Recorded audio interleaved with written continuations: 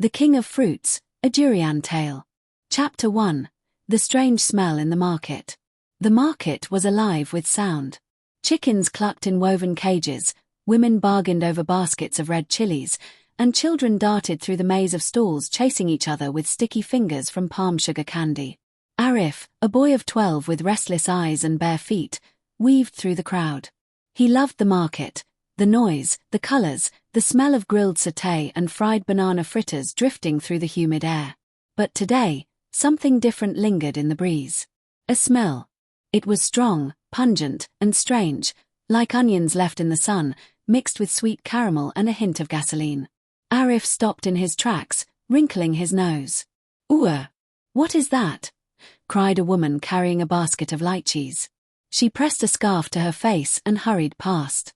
But not everyone frowned. Some smiled knowingly. Others sniffed the air like hunters catching a familiar scent. An old man even chuckled to himself and muttered, "Ah, the king has returned." Arif tilted his head. The king? What king? He followed the trail of the smell deeper into the market. Past the mango stall, past the coconut juice sellers, until he saw it. A mountain of spiky green fruits stacked high at a wooden stall. Each one was the size of a football, covered in sharp thorns that glistened in the sunlight. Arif's eyes widened. What are those? The stallkeeper, an old woman with silver hair tied in a knot, leaned over the pile. Her hands were rough from years of peeling fruit, but her eyes twinkled with mischief. "Ah," she said softly. "You've never met the King of Fruits, boy." Arif shook his head. "King of Fruits? But it smells." He waved his hand in front of his nose. "Horrible." The old woman laughed, her voice creaking like bamboo in the wind. "That smell is a crown," she said. "A warning. It keeps away the unworthy. Only the brave and the curious discover what lies within." Arif frowned, half intrigued, half disgusted. "Does it taste as bad as it smells?" The woman's smile widened. She reached for a heavy wooden knife and tapped the surface of one of the durians. Thok, thok. She listened, then nodded. With swift, practiced hands, she split the shell open. Crack! The spikes gave way, revealing golden pods of creamy flesh inside. They glistened like butter in the sun. Arif leaned closer. The smell grew even stronger. His stomach twisted, unsure if it wanted to run or growl with hunger. "Here," the woman said, holding up a piece between her fingers. "Taste, and you'll know its soul." Arif backed away. No, I'm not ready. It smells like socks left in the rain." The stall-keeper chuckled. "That is what many say before they taste. But once you do, boy, you'll never forget it. Some call it heaven, others call it hell. But all who try, remember." Arif stared at the glowing golden fruit. Around him, people were already gathering, lining up, handing coins to the stall-keeper, eager for their share. One man closed his eyes in bliss as he bit into a piece, whispering, "Ah, this is why I came to the market today." Another woman laughed, licking her fingers, while her daughter held her nose shut. Arif's heart raced. He didn't dare taste it, not yet. But he couldn't take his eyes off the fruit. Something about it felt important. The stall-keeper saw the hunger hidden behind his hesitation. She leaned closer and whispered, "The King of Fruits chooses his followers. Perhaps, one day, you will be chosen." Arif swallowed hard, his nose wrinkling from the strange perfume of the durian. He turned and hurried away, but the image of the golden flesh lingered in his mind long after the smell faded from his clothes. And deep inside, a seed of curiosity had been planted. If you enjoyed this story, don't forget to subscribe to my channel so you won't miss more eerie and fascinating tales. Chapter 2. Arif's First Encounter. The next morning, Arif returned to the market, his thoughts still caught on the strange spiky fruit. The smell drifted on the breeze again, pulling him toward the stall like an invisible rope. The old fruit seller noticed him immediately. "Ah," she said with a knowing grin. "So the boy has come back. The king has called you, hasn't he?" Arif frowned. "I don't know, maybe. I just want to see it again." The woman picked up a durian, tapped it with her knife, then split it open. The golden flesh glistened in the morning sun. She held out a piece. "Here. Taste. Only then will you understand." Arif hesitated. He had never been so close before. The smell was even stronger, his nose wrinkled, his stomach flipped. Around him, people were already eating happily, their faces lit with joy. One of his friends, passing by, shouted, "Don't do it, Arif. You'll regret it." Another laughed, "That stuff smells like socks in the rain." But Arif ignored them. Slowly, he raised the piece to his lips and took a bite. The taste startled him, it was sharp, rich, almost bitter.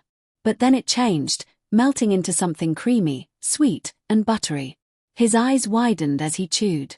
When he swallowed, he whispered softly, "It's good. Really good." The old woman chuckled. "So, the king welcomes you." Chapter 3, The Test of Courage. Arif couldn't stop thinking about the taste.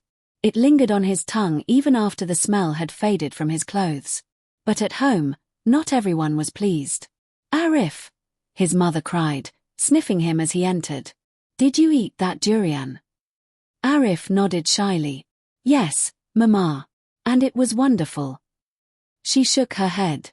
"That smell will never leave the house if you bring one in. Keep your king of fruits outside." The next day at the stall, the fruit seller gave him a challenge. "You cannot know the king after one bite," she said. "Taste 3 times. Only then will your courage be proven." So Arif returned again, and again. The second time, the smell didn't bother him as much. The third time, he savored the sweetness, the creaminess, the strange magic of the fruit. By then, he no longer flinched.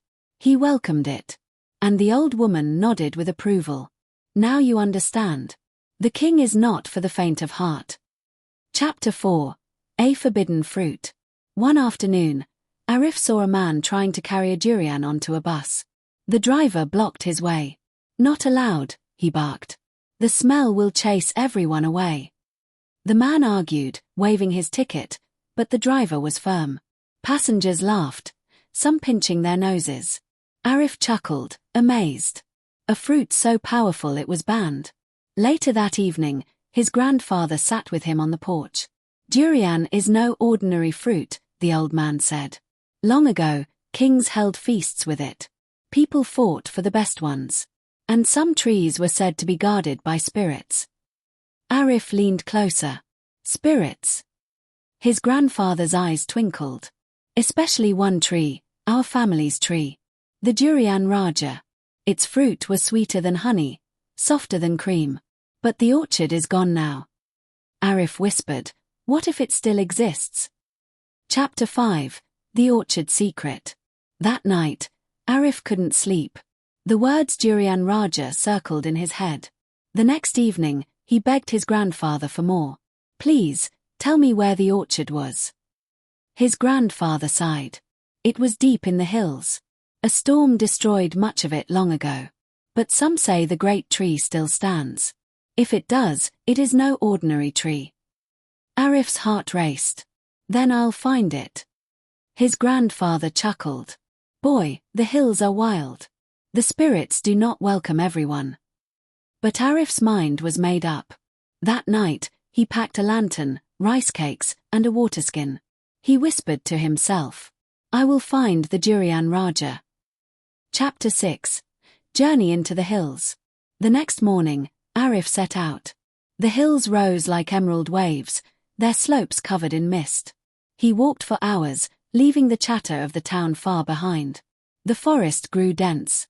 Vines dangled overhead, birds called from hidden branches, and the air was thick with the scent of wild fruits. Spiky shells lay scattered on the ground, evidence of durians that had fallen. As the sun set, shadows crept across the forest floor. Strange sounds echoed, the cry of owls, the croak of frogs. Arif's lantern glowed faintly, his only comfort. Then, in a clearing, he saw it. A tree so enormous it seemed to touch the sky. Its trunk was wider than a house, its branches spread like arms.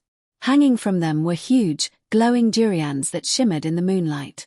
Arif gasped. The Durian Raja. Chapter 7, the spirit of the tree. As he stepped closer, the air grew heavy. The leaves rustled though the night was still. Then a voice, deep and soft, whispered, "Do you seek the king?" Arif froze. From the shadows emerged a figure, neither man nor beast, but something in between. Its body shimmered like mist, its eyes glowed like embers. "You wish to taste the fruit of the king," the spirit said. "But first, you must answer." "Answer, what?" Arif asked, trembling. "3 riddles," the spirit replied. "The first, what is stronger than the thorn, yet softer than the flesh?" Arif thought hard. Then he whispered, "The heart." "The second, what can be shared by many, yet never runs out?" Arif answered, "Joy."